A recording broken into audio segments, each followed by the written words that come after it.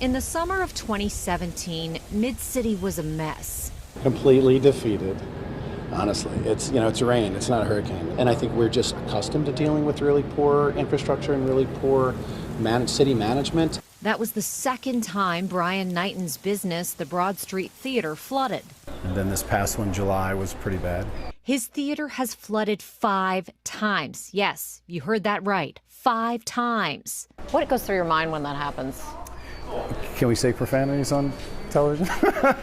No, but I can understand. Yeah, it's a nerve-wracking experience. You're constantly watching the weather reports, watching the radars, trying to figure out if it's going to hit here or not. The theater is right across the street from a major sewage and water board pump station.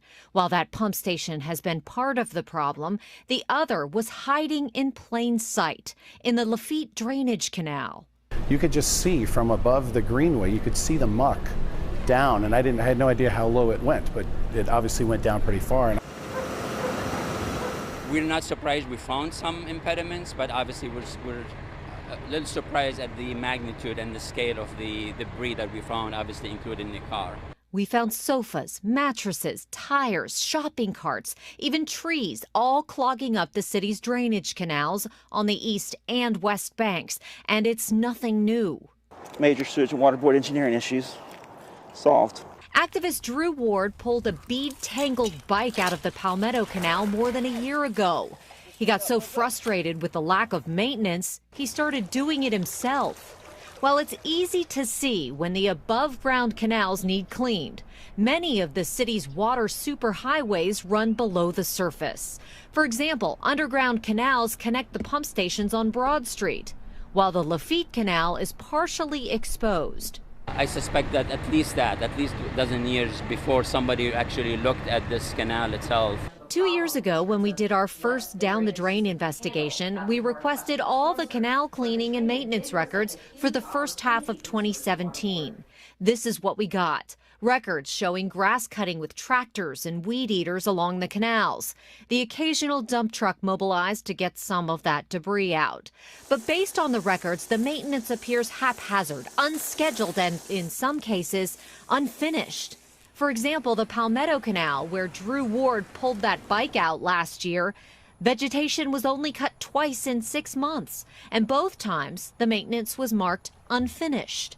Any structure, any infrastructure needs constant maintenance and inspection, and I know that that was not happening in any systematic fashion. After the 2017 floods, water management firm Veolia assessed the entire system. They estimated gunk in the canals lowers the canal's drainage 22%. When we say that the canals are 22% blocked, what does that look like? How much water can get through? Imagine that I'm standing in an underground canal. If 22% of it filled with muck, mud, and other debris, this is what that would look like. The whole system, catch basins, pipes, canals, need to be cleaned once by the end of 2019 and once again in 2021. Obviously, we're not going to get there by the end of this year. Corban said in an interview he estimates it will take $5 million to clean out the Lafitte Canal alone.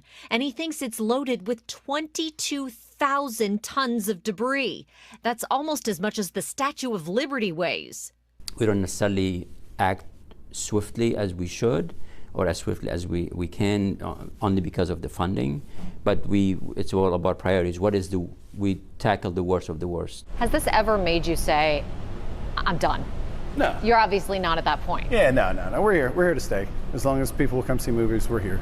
But a lack of confidence in the city's ability to fight the flooding, as evidenced by the 5 separate times his theater has flooded in 2 years, led Knighton to start floodproofing his theater.